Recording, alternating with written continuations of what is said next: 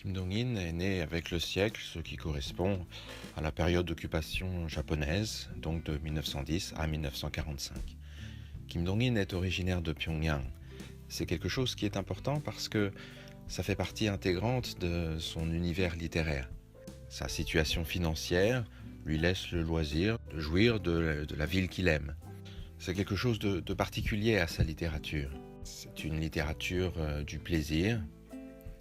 Il y a le plaisir d'écrire, le plaisir de la littérature, de l'art, de la création, mais il y a aussi le plaisir de l'art de prendre son temps, de rêvasser. Et le lieu de cette rêvasserie est la plupart du temps Pyongyang. Il vient d'une famille riche, ce qui est une grosse différence avec la plupart des écrivains de cette époque, qui justement d'ailleurs dans leurs nouvelles parlent de la difficulté d'être écrivain, d'être un intellectuel dans une société où il n'y a pas encore de place pour les intellectuels et donc ils souffrent de la pauvreté, de la misère, de la faim. Ça lui a permis de se consacrer à justement l'expérimentation de la forme littéraire. Le réel l'intéresse moins pour sa réalité, pour dénoncer la réalité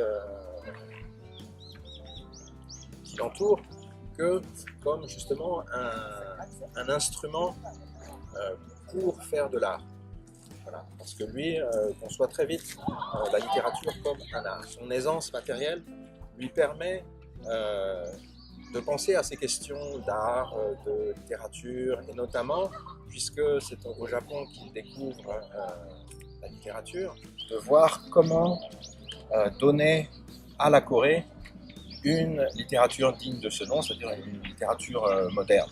La nouvelle s'impose comme le genre justement de la littérature pure. Cet art se manifeste au mieux dans la nouvelle. Donc le roman est plus populaire que la nouvelle où je peux me livrer à des expérimentations. Il a écrit donc beaucoup de nouvelles. J'ai essayé de sélectionner, d'avoir un échantillon donc des nouvelles sur toute sa carrière, puisque c'est un expérimentateur qui cherche. J'avais envie qu'on voit, si possible, justement ce travail de recherche où justement les premières nouvelles sont très naturalistes et plus ça va, on le voit aller dans d'autres directions, presque dans le fantastique, pour aller vers la fin dans l'ultra-esthétisme, enfin, ce qu'on appelle l'art pour l'art. J'ai quand même voulu montrer les nouvelles les plus représentatives que tous les Coréens connaissent.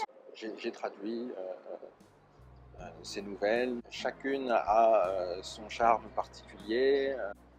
Les recherches du professeur K est une nouvelle que j'aime, qui est pleine, que je trouve pleine d'humour et d'ironie, ce qui est assez rare dans les nouvelles non seulement de Kim Dong-in, mais de cette époque. J'aime beaucoup l'efficacité justement de cette nouvelle Les Pommes de Terre, qui est vraiment la destinée d'une femme.